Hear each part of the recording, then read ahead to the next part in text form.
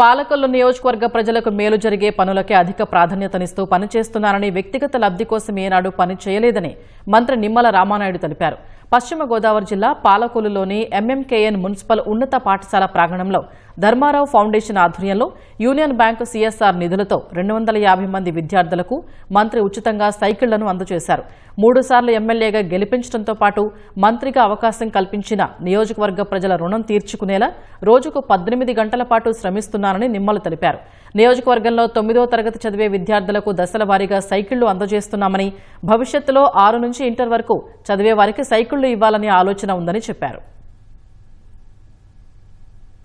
నాకున్నటువంటి పరిచయాలు ఏవైతే ఉన్నాయో ఆ పరిచయాల్ని నా స్వార్థం కోసం, ఆ పరిచయాల్ని నేను ఎదగడం కోసం ఉపయోగించుకోకుండా నా నియోజకవర్గంలో నుండి ప్రజలకు ఉపయోగపడాలనేటువంటి ఆలోచనతోటి సిఎస్ఆర్ ఫండ్స్, అందులో ముఖ్యంగా నా కాన్సెప్ట్ ఇప్పుడు ఏదైతే మన పాలకొల్లు నియోజకవర్గంలో బరెల్ గ్రౌండ్స్ ను కూడా బాగా డెవలప్ చేయాలని, వాటర్ ప్లాంట్లు, ఎందుకంటే సురక్షితమైన డ్రింకింగ్ వాటర్ చాలా గ్రామాల్లో లేదు కాబట్టి అక్కడ వాటర్ ప్లాంట్లు కానీ అంటే ఇట్లాగా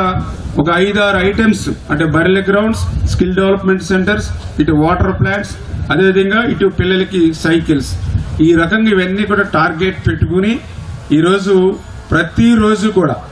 2 గంటలు 3 గంటలు ఈ సిఎస్ఆర్ ఫండ్స్ కూడా నేను వెచ్చించి ఏమేమి కంపెనీలు ఉన్నాయో చూసుకుని వాళ్ళందరినీ కూడా ఫోన్లు చేసి లేదంటే పర్సనల్ గా నేనే వాళ్ళని కలిసి రిక్వెస్ట్ చేసి వాళ్ళ నుంచి వ్యక్తిగతంగా నా లబ్ధి కోసం కాకుండా నా నియోజకవర్గ ప్రజలకు లబ్ధి చేయాలనేటువంటి ఆలోచన.